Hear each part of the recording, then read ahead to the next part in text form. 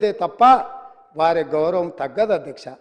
ఆ కుర్చీ అట్లా ఖాళీగా కనిపించడం ఈ సభకి ఏమైనా శోభ తెస్తుందా అధ్యక్ష?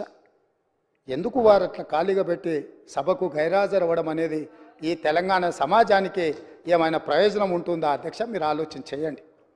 ఎందుకు అనంటే ఈ రాష్ట్రం మనది, ఈ ప్రాంతం మనది, ఈ నేల మనది, గాలి మనది, ఈ ప్రాంత అభివృద్ధి మనది. ప్రజాప్రతినిధులుగా మన బాధ్యతను నెరవేర్చాల్సిన అవసరం ఉంది. ఒకవేళ ప్రతిపక్షం దారి తప్పితే గుర్తు చేయాల్సిన బాధ్యత సభాపక్ష నాయకుడిగా నా మీద ఉన్నదన్న ఆలోచనతోటి వారికి సూచన చేస్తున్న అధ్యక్ష. ఆ పైన వారి ఇష్టం. అదేవిధంగా అధ్యక్ష, పదే పదే ఈ ప్రభుత్వం వచ్చిందో రాలేదో దివాలా తీసింది, ఈ ప్రభుత్వం దగ్గర చెల్లిగవ్వలేదు, ఈ ప్రభుత్వం ఎట్లా నడుపుతారు, ఆ పథకం ఎట్లా చేస్తారు, ఈ పథకం ఎట్లా అమలు చేస్తారు, మీ దగ్గర నగదేడుంది, వాళ్ళ ఆలోచన ఎట్లుందంటే అట్లా జరిగితే బాగుండు, వీళ్ళు దివాలా తీస్తే బాగుండు, ప్రజలకు ఏం అందకపోతే బాగుండు, ప్రజలు ఇబ్బందులలో ఉంటే బాగుండు అని ఉట్టి మీద పిల్లి శాపనార్థాలు పెట్టినట్టే ఉంది అధ్యక్ష. పిల్లి శాపనార్థాలకు ఉట్టి తెగిపడుతుందా అధ్యక్ష? అట్లనే 9.5 సంవత్సరాల అధికారంలో ఉన్న మీరు కనీసము 100 రోజులు కాకముందే రోజు పొద్దున్న లేస్తే ఈ శాపనార్థాలు ఏంది అధ్యక్ష? నేను మీకు గుర్తు చేయదలుచుకున్న అధ్యక్ష, వాళ్ళు అధికారంలో ఉన్నప్పుడు గత ప్రభుత్వ ఉద్యోగులు ఇక్కడ ఉన్నారు, బయట కూడా ఉన్నారు. ఈ ప్రభుత్వ ఉద్యోగులకు గత ప్రభుత్వాలు ఎన్ని ఉన్నా 1 తారీఖు నాడు జీతాలు రిటైర్ అయిన ఉద్యోగులకు పెన్షన్లు ఇచ్చేది అధ్యక్ష. కానీ గత ప్రభుత్వం 25 తారీఖు వరకు విడతల వారీగా ప్రభుత్వ ఉద్యోగులకే జీత భత్యాలు ఇవ్వలేనంత పరిస్థితి, ఆర్థిక సంక్షోభాన్ని కల్పించి మొత్తం రాష్ట్రాన్ని దివాలా తీపిచ్చి ఈ రాష్ట్రంలో ఉద్యోగస్తులకు జీత భత్యాలు ఇవ్వని పరిస్థితులు కల్పించి ఆ స్థితిలో రాష్ట్రాన్ని మాకు అప్పచెప్తే కష్టపడి ఆలోచన చేసి విధి విధానాలను సవరించుకొని మా ఆర్థిక మంత్రి, మా ఉప ముఖ్యమంత్రి బట్టి విక్రమార్క గారు కష్టపడి మొదటి నెల 4 తారీఖు లోపలనే జీత భత్యాలు ప్రభుత్వ ఉద్యోగుల ఖాతాలు వేసినాం. ఈసారి 1 తారీఖు నాడు ఈ రాష్ట్ర అభివృద్ధి కోసం, అభ్యున్నతి కోసం నిరంతరం పనిచేస్తున్న ఉద్యోగస్తులకు 1 తారీఖు నాడు జీత భత్యాలు వాళ్ళ ఖాతాలో వేసినాం. మీరు వారి క్లారిఫికేషన్లో మాట్లాడవచ్చు అధ్యక్ష, వారు ఏదైనా ఉంటే సో మేము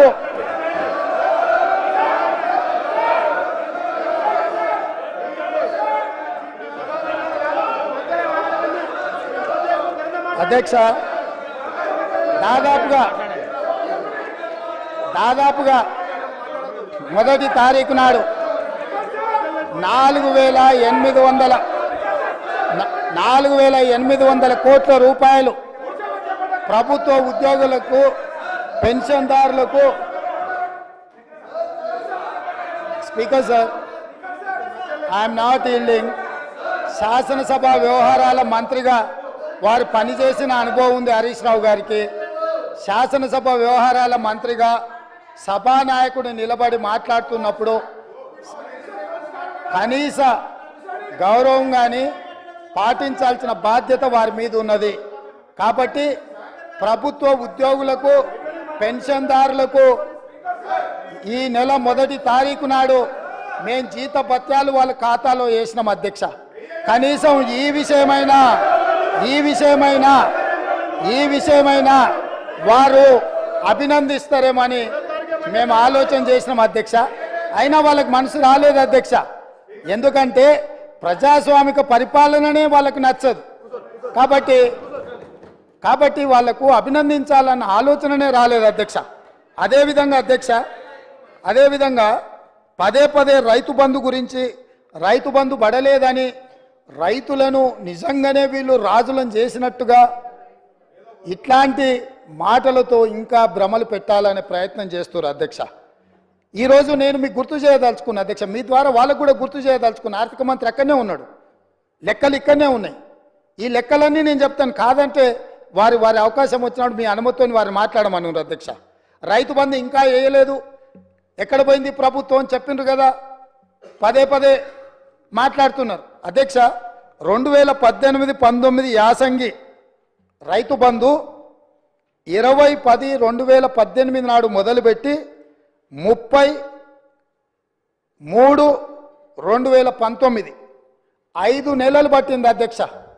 2018-19లో యాసంగి పంట రైతు బంధు డిసెంబర్ 10 నెలల మొదలు పెడితే 19లో మార్చి 30 తారీఖు వరకు వేసింది అధ్యక్ష. 5 నెలలు పట్టింది వాళ్ళకు 2018-19లో రైతు బంధు వేయడానికి.